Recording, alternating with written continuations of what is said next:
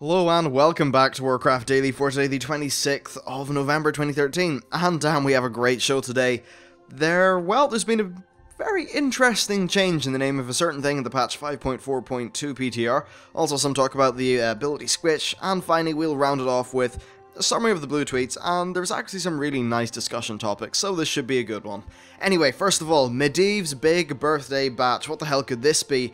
Well, the string name for Karazhan Restoration was renamed to Medivhs' Big Birthday Bash.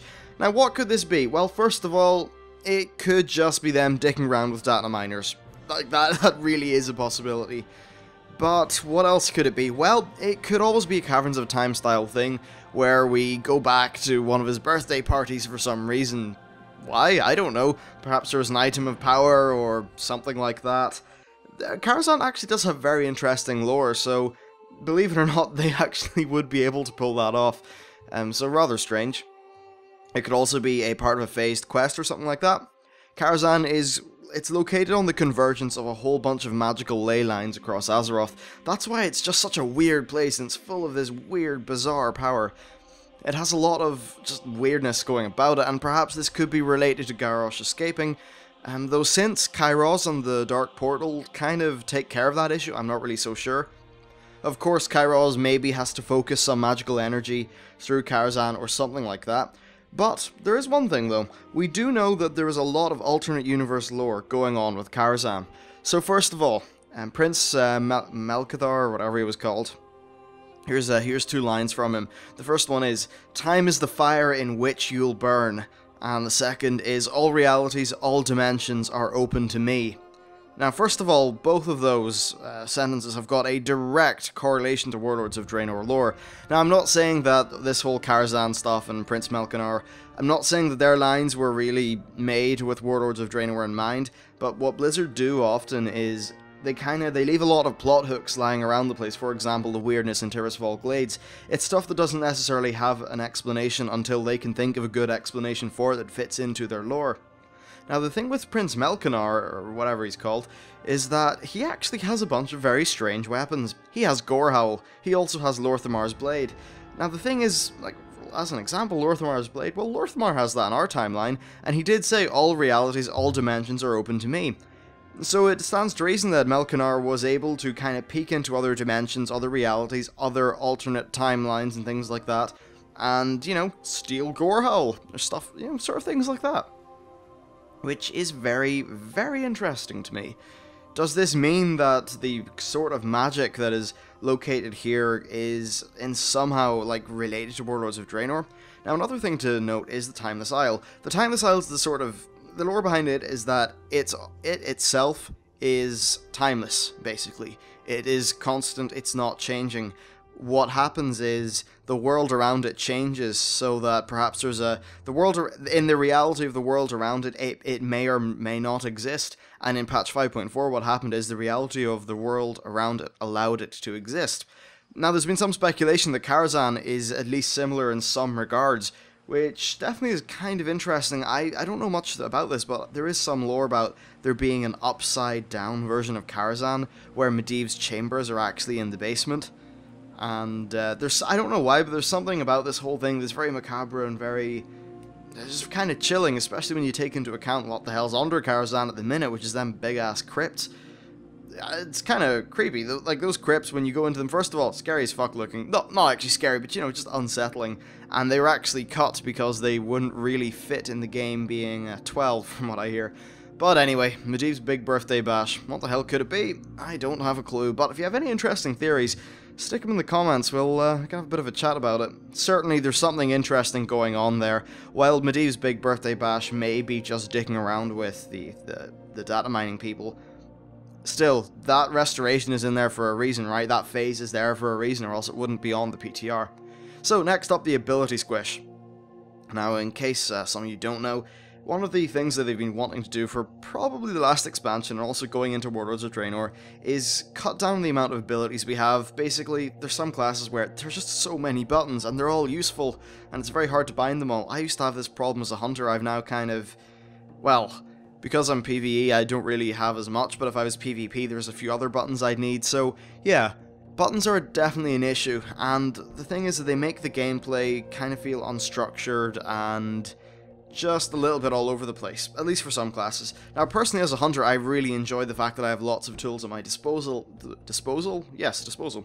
And because of the way my macro setup is with my Razor Naga, I have very quick access to everything. It's not like I need to reach and hit the 9 key on my keyboard. No, I just hit it with my thumb and it's really quick and easy.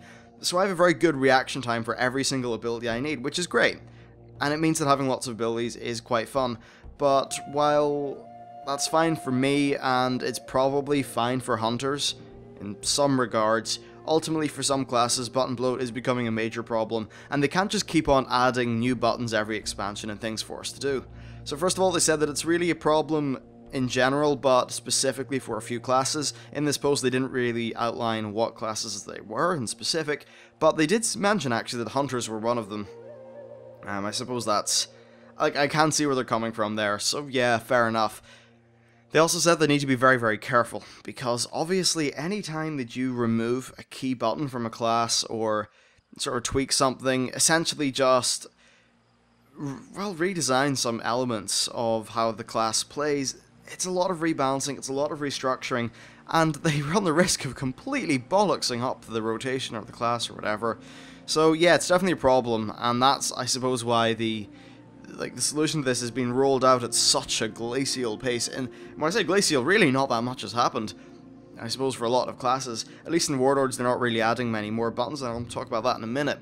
So they also said that getting rid of abilities that you don't bind doesn't fix anything. A great example here is actually with Hunters as well. We had an ability called Eye of the Beast, and that allowed you to see and run around from the perspective of your pet.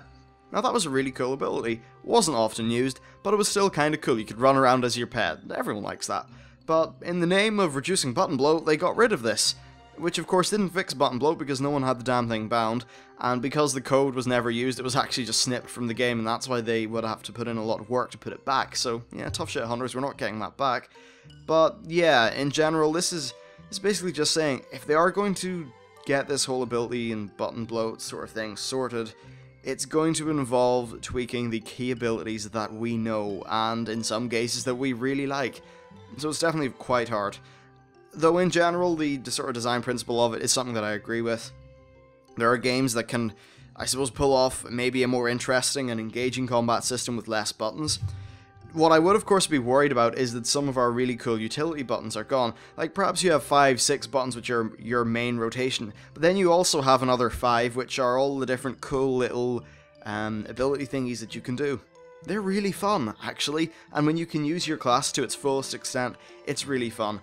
Now, I very much doubt that they would actually do anything to the effect of removing, like, disengage or deterrence or any of those abilities that really feel like a core thing that your class is, like, it's a special thing for your class. I don't think they'd remove any of that.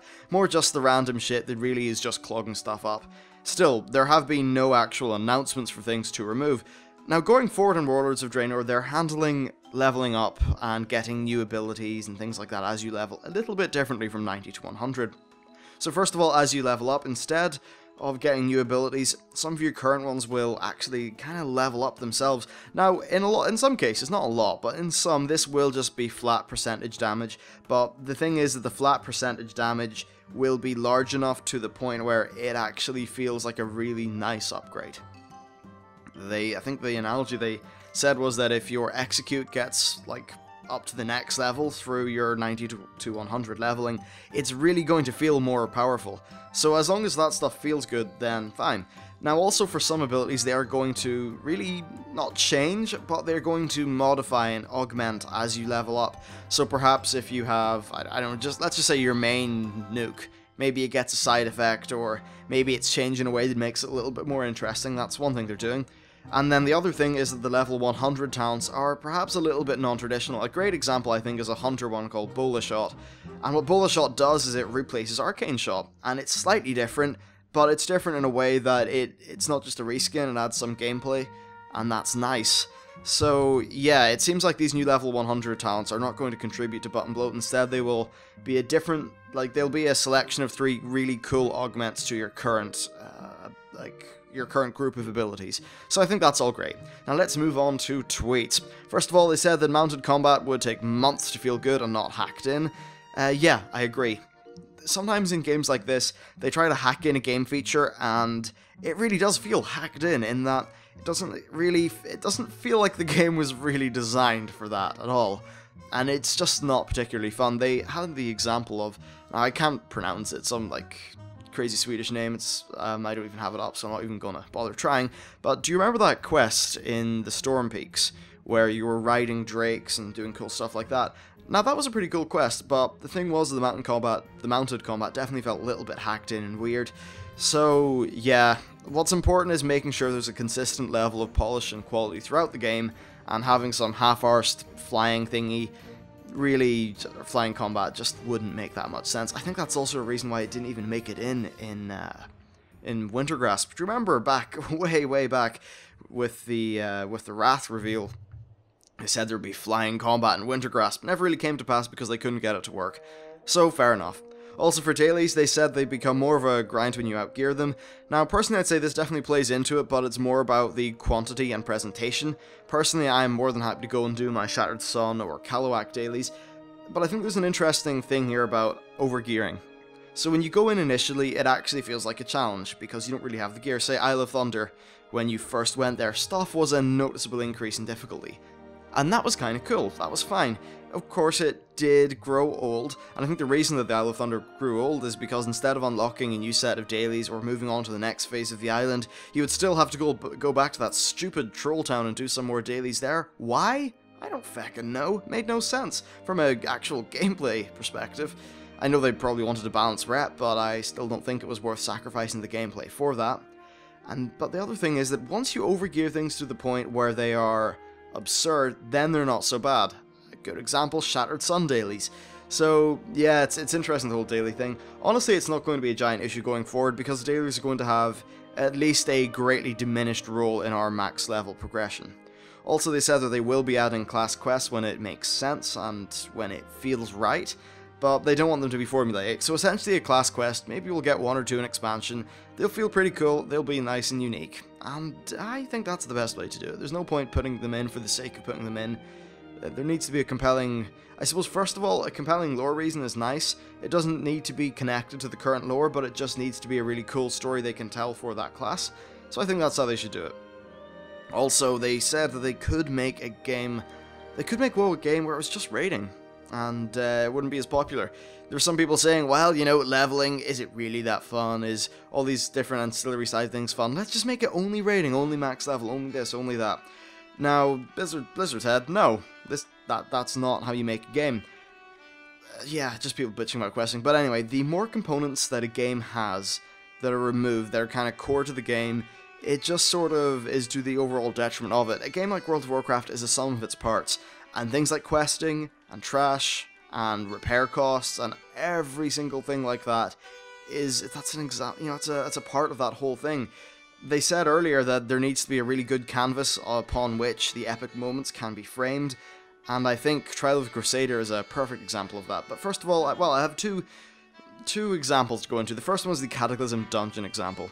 Now with Cataclysm Dungeons, and this is more from the reputation angle, a lot of people were kind of critical about how they handled rep, in that you didn't really go out into the world much. It was extremely convenient, because you could just tabard through it in a day. Now that's okay, but that's okay initially. But what happened is, people burned themselves out, and they had the numbers saying people were running dungeons less. You know the time when they made it so that it was just your first 7 dungeons in a week gave you the bonus Valor? They found that when they put that change in, less dungeons were ran. So, or at least I'm 19% sure, 99% sure I saw that quote no more than like 2 months ago. So yeah, basically this is the sort of thing where a lot of people were like, oh yeah, that was great, and even now I see a lot of people saying they want that back. But the thing is, in terms of the actual statistics, less dungeons were being ran because people were burning out on them, and it wasn't particularly fun. Now I'd argue that perhaps less dungeons are being ran now in Mists of Pandaria because of the way item level bloat has worked, and just the way things have panned out with heroic scenarios. But yeah, I think it's an important part of design to make it so that there's multiple ways of things happening, and that not one is just the ridiculously overpowered way of doing it. Like, getting reputation in Cataclysm via quests was just silly up until, like, Firelands. If you wanted your rep, you would just grind out a few dungeons. I think the best way to do it's actually the Mists of Pandaria way, where, well, okay, the Mists of Pandaria way in terms of you do 1 or 2 dungeons a day, and that will give you some bonus rep, but god no, not the dailies. Oh, no. Perhaps instead of, obviously instead of the dailies, it'll be the dynamic events and the more interesting endgame stuff. I think that's a much better mix of things. Funny, back in Wrath, I never minded the dailies. I don't know what it was about them. They always felt a little bit more optional than they did in Mists. In Mists, it really felt like, OMG, you must do your dailies or else you're so unoptimal because you can't access so much stuff. Kind of strange. Then the other thing is the Trial of the Crusader example. And with Trial of the Crusader, they took out all of the trash. And initially people were like, holy crap, no trash. But then people were angry because you could do the thing in like an hour probably, and it ended up just not being terribly fun. There was something missing. And it was one of those things where maybe you can't put your finger on it directly, but the overall experience is diminished. And I think that's really the sort of crux of this whole argument. Now next, and finally, they said that they would like to improve tagging, but they don't want it to be 100% credit to everything. So yeah, now the pro of doing it this way is that it's a little bit harder, and you can't just scumbag and multi-tag things for credit. But the con is there's less impromptu grouping. Now in Guild Wars 2, that's a game where you get credit for anything you help kill. Or at least I think you did. Yeah, that's what I remember. We're gonna roll with what I remember. And what was cool about that is there was these like little impromptu groups of players that would form just because you happen to be doing a world event with maybe 5 or 6 other people. And you'd all find you're kind of heading in the same direction anyway, so you end up doing a few Renown Hearts or quests or whatever together. And that was really cool. And they are always talking about World of Warcraft being a social game. Therefore, I think the more kind of pro-impromptu grouping friendly they make their tagging system, the better. But anyway, this show has actually been the longest Warcraft daily ever, so woohoo, we did a thing. Anyway, if you enjoyed this show, please like and subscribe and do all that good stuff. If you have any feedback, leave it in the comments or any thoughts, something like that. Thanks for watching, and I'll see you next time.